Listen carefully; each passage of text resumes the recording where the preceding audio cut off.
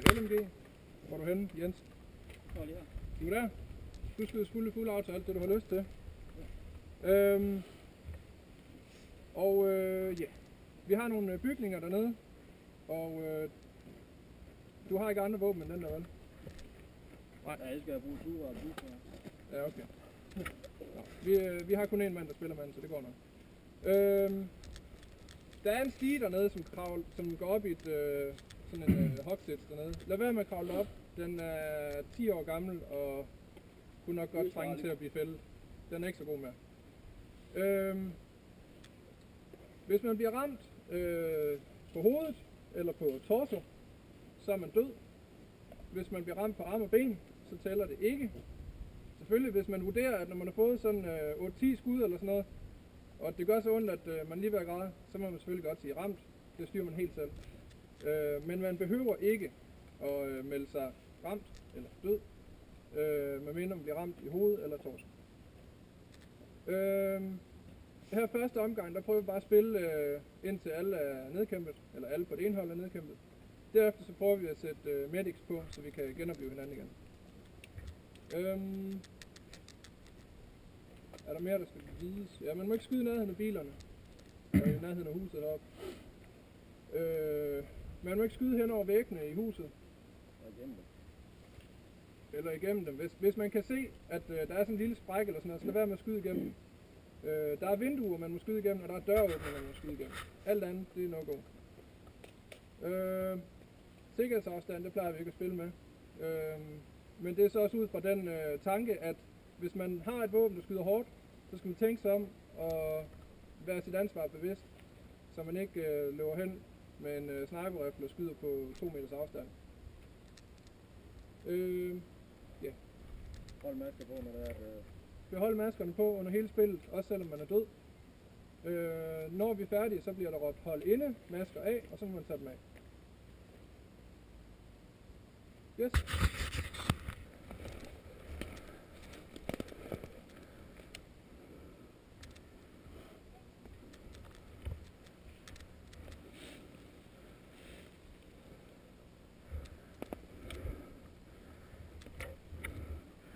Har I kontakt et sted? Har I kontakt et sted?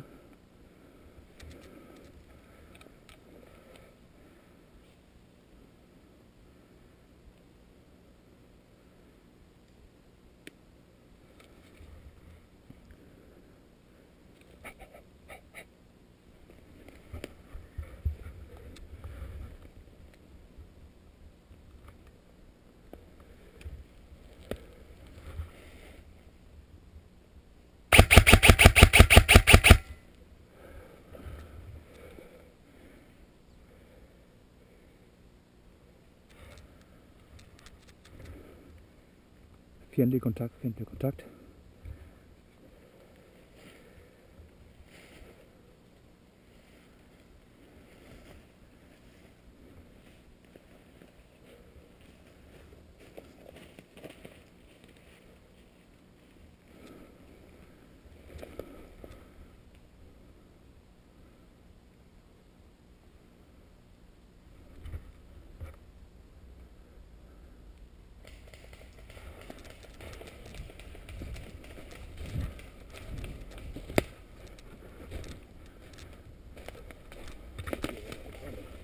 Siger du?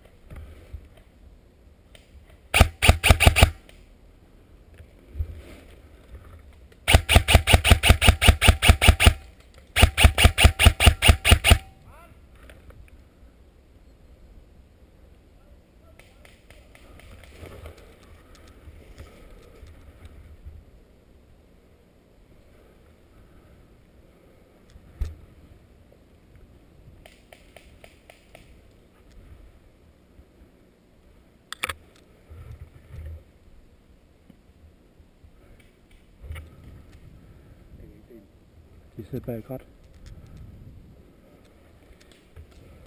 De har fjenden herovre på højre side af bakken, 50 meter nede.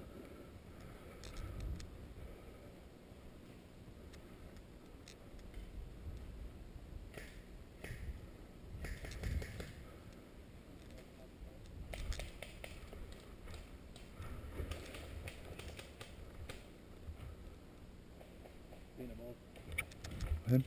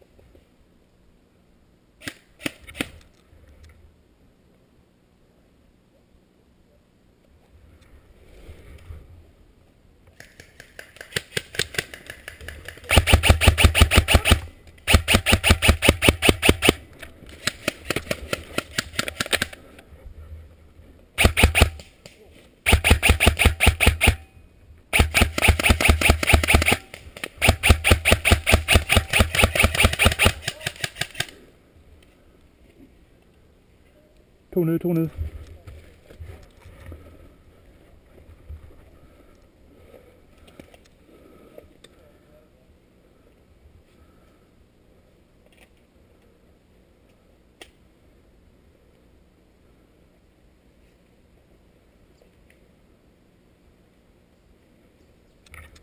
Jeg har en mere dernede.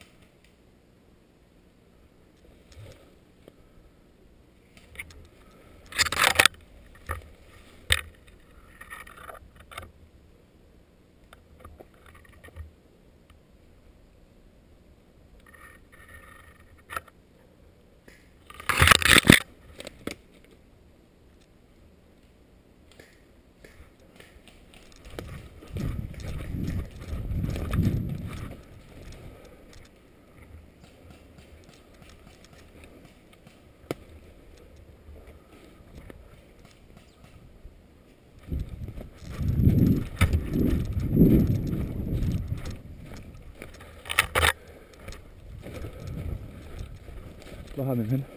Der står en lige dernede. Der. Du kan se, der er røde armbånd på de herinde. Det er lige cirka der. Og derovre. Ja. Ja, det er for meget krat. Hvor har du dem hen? Vi har dem lige over den anden side af vejen. Vi fik 3, der røg den vej ned. Jeg så godt 2 kom løbende. Ja, og så en udefra midt af den krat derude kommer ind, han fik vi også. Fuck, han er bare mod finger. Det er godt nok sidst, der er ingen handsker på. Og Så du har taget handsker på. det er en god idé. Jeg skal ramme længere derhen. Ja.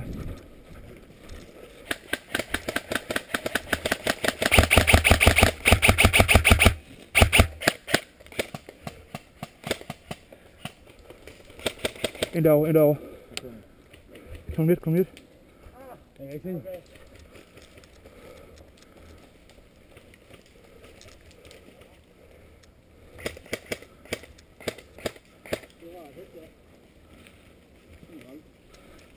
Den er min kugle, de er med mig. De rykker til lidt tilbage igen.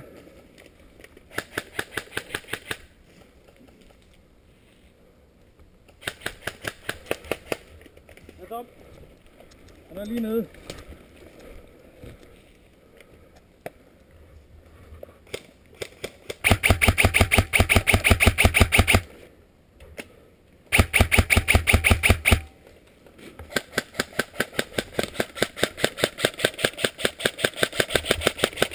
Han er lød, han er lød. Er du færdig? Der er ikke mere eller noget.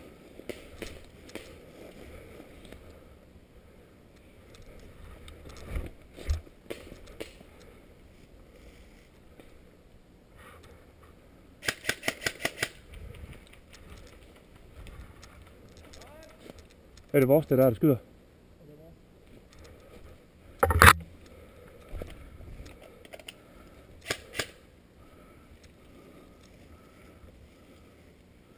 Så vi har den her.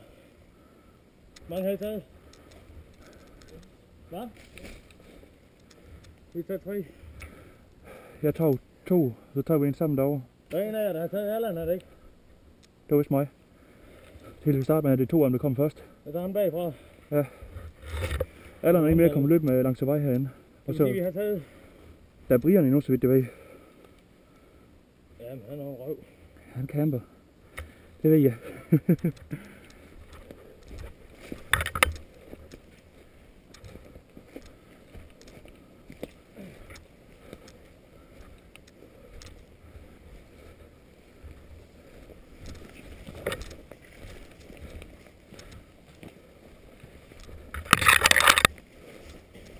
Er du død? Du må bare gå ud til opsamlingssted, der hvor vi kom ned.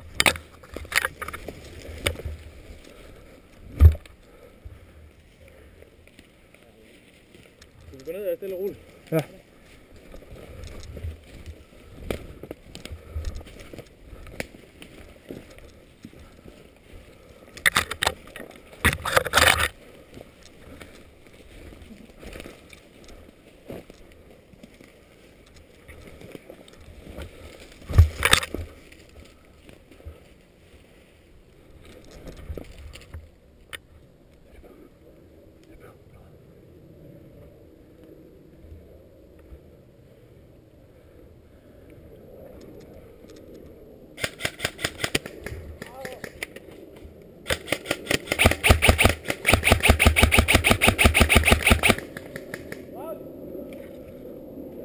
Der er en mere. Jeg håber ikke, han bliver blå. Jeg har haft det med blå. Nej,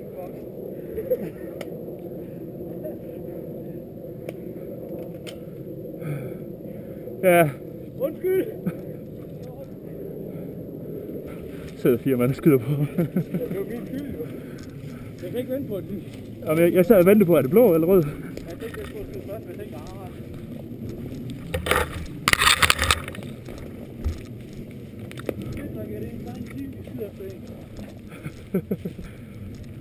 Har du mødt nogen? der var i hvert fald 2 derinde. Dem fik vi. Den fik I. Jeg fik ham der, Ja. der lå der. Og en deroppe, og så Ja. flere der rendte rundt, og så hvis tager vi så bagfra, skulle til at gøre i hvert fald. Det var i hvert fald det også, det jeg tænkte på. Men tag de der 2 bagfra, men så tog I dem. Ja. Det er 6 mand her. Ja. Og hvis I tager dem om, og måske kommer der nogen deroppe fra. Jamen, der kommer ikke flere herfra, fordi de drejer ned her et eller andet sted, gør de ikke det? Så er hele rækken med her. Ja. Så tror jeg, der er nok nogen, der gemmer sig i krattet herinde. Det er det, jeg tænker, vi skal træde sådan en lille smule ud. Ja. Med 5-8 meters afstand. Ja. Så går vi igennem. Ja. Skal vi prøve at starte her, bare gå ind her, og så... Ej, vi går lige forbi det her, så ned her. Skal vi gøre det? Og så begynder at sprede os over afstanden. Men jeg er der med nu, er jeg ikke? Fordi det er her, det sker. Jo. Hvor skal en eller anden, der rammer lige på røven? Nej. Det er spændt. Jeg mener, jeg kan grave lidt her på maden. Det er fuglen. Skal vi ind her? Ja.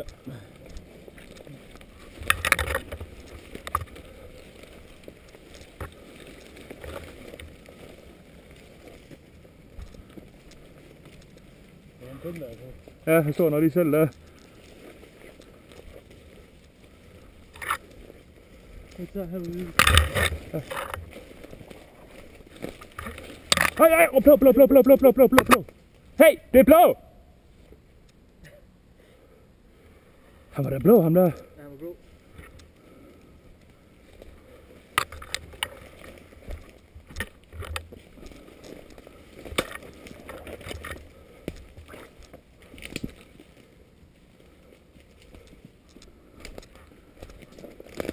Hvad hedder alle hans storebror nu?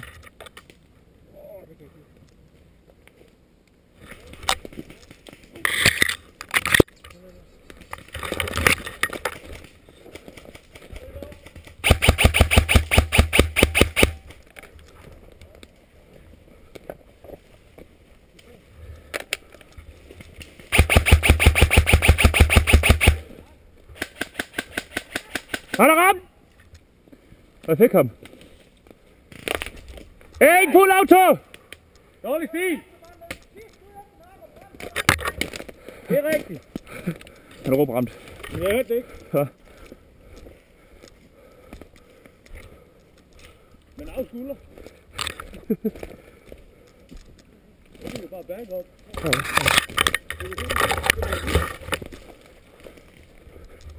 Blå! Blå!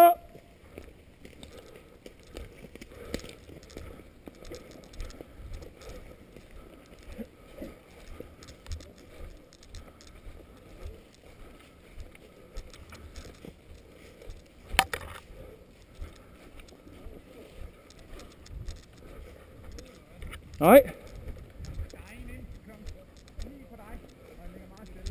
Ja, derinde.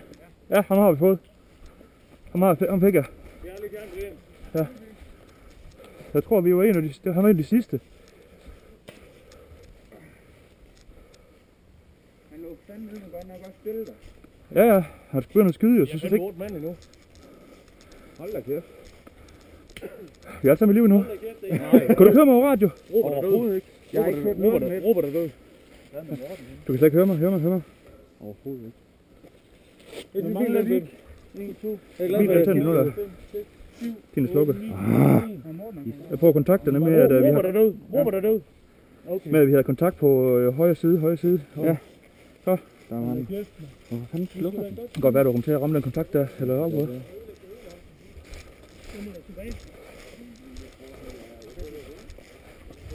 Hey, lille tip. Ja. Når vi lige kommer tilbage igen, ikke? Ja. Og skal reload. Gå lige ind og spørg sådan en opvaskemiddel. Smør på. Og det går lige tør, helt tør skal skærmen være. Smør på med en finger. Og så bagefter bare tørre med noget køkkenrulle. Ja. Så er det dugfri. Er den det? Ja. Det er ikke færdigt nu, så lad os råbe i højre. Ja, jamen det... Vi er i overtal lige nu. Ja, jeg er sgu godt klar, at jeg går på. Det virker. Det har jeg gjort ved mine. Det er jo... Jeg tror, fordi jeg er så forpustet, at det er varmt. Ja, jamen det virker godt. Okay. Bare opvaskemiddel. Gas med opvaskemiddel. Hvem er jeg to ramme mig i røven, hva'? Det gjorde en alder. Ja, det var meget kemisk kød efter dig. Hvad? Meget kemisk kød efter dig. Ja, ja. Det er det. Så en af jer to rammer i hvert fald. Jeg fik kun 4 træffer på dig. Hvad? Jeg fik kun 4 træffer. Kun 4. Jeg tror, jeg fik nogle stykker under. Er det?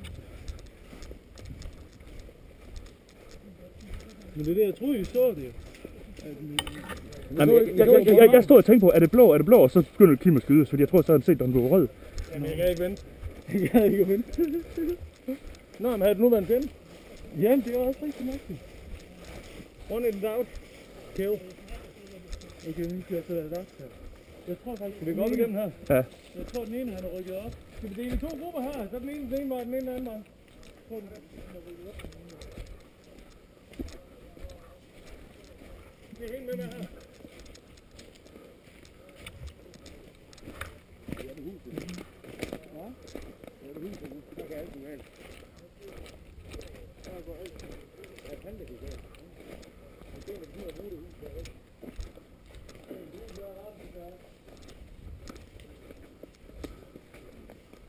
Blå eller rød i huset?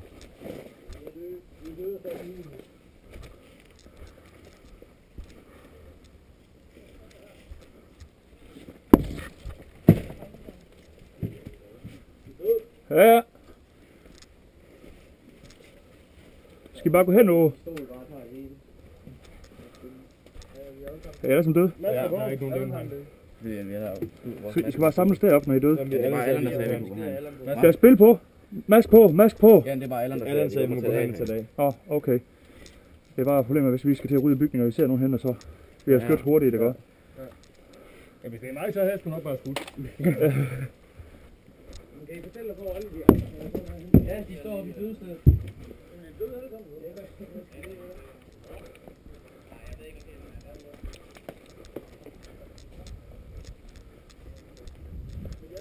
Er I alle sammen døde? Jamen, har I flere i live? Har I flere i live? Ja, ja, masser. I er bare ude at køre i straf. Hvor står de her 2 tilbage? Undskyld. Men jeg så bare, han var ved at skifte magasin, og han ikke hørte, det var brændt på. Jeg kunne bare Jeg ved bare helt fint. Men jeg kom bare tonsen af stedet for at hjælpe ham jo. Og så tænkte jeg, så skyder jeg bare, så kan han skifte magasin, så er det min tur bagefter. Jeg tror, jeg fik dig i panden der først, der lidt andet. Eller hvad fanden ramte det her? Fik mig her. Men afskuller. Men så får jeg lige 10 ekstra skud, der har ramt om det. Skal vi finde de 2 sidste, eller hvad? Det er skudt den i hvert fald. Så det kan godt være, at I skulle gå ned og hjælpe nogen. I kan bare bestå og snakke med os. Det er okay. Der kan vi også reload.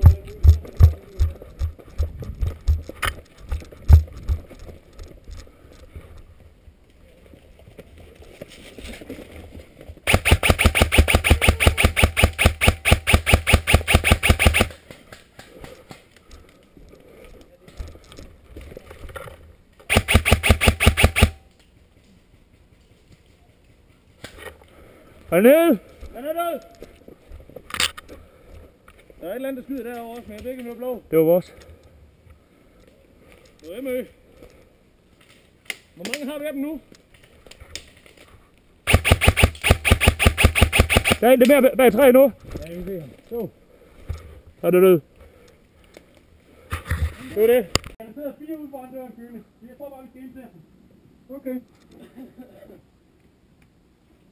Vi kan ikke holde døren, så han ikke kan komme ud den vej i stedet for. Kom! Kom! Var det sidste blå mand? Nej. Nej! Det er kongen. Hvem er medic? Hvad? Er du okay? Ja, ja. Hvem er medic?